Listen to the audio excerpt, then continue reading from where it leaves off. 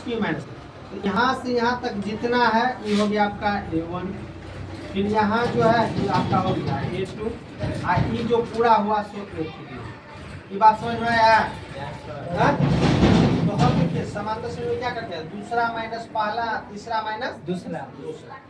तो पहले ये 13 में से इसको घटाइए, तो 13 माइनस ये पूरा को घटाएंगे कि नहीं, तो घटाएंगे, इसमें दो को संख्या इसलिए इसको पोस्ट में लिख लेंगे 2p + 1, एगो हो गया।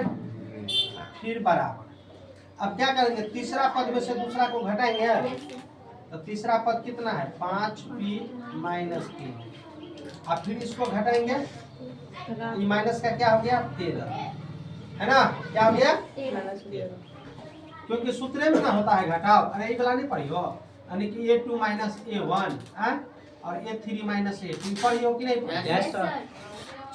अब ध्यान दीजिए, ये 13 का 13 माइनस, सुनिए ये 13 का 13 हो गया, माइनस से 2p में गुना होगा, तो माइनस का 2p होगा, ई माइनस से फिर 1 में, तो कितना हो जाएगा, माइनस का 1 नहीं हो जाएगा?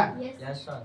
अब बराबर इधर आ जाओ, देखो यहाँ ये 5p है तो 5p, देखिए माइनस में 3 है और माइनस में 13 है, तो 13 और 3 कितना हो गया 16 हो गया, है कि नहीं, दोनों जुट गया ना।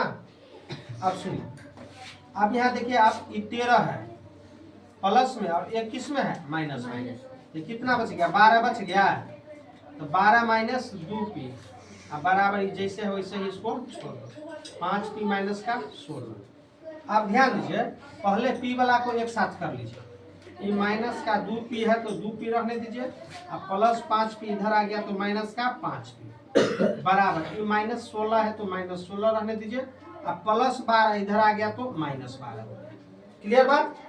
अब सुनिए, माइनस 2p और 5p, तो माइनस का 7p हो गया बराबर 16 और 12 कितना हो गया 28, माइनस का 28, माइनस से माइनस कैंसिल हो गया, तो p बराबर कितना हो गया 28, अब बट्टा में 7, तो 7 चौक 28, यानी कि p बराबर 4 आंसर हो गया। क्लियर बात? Yes sir. अब बात समझ में आया?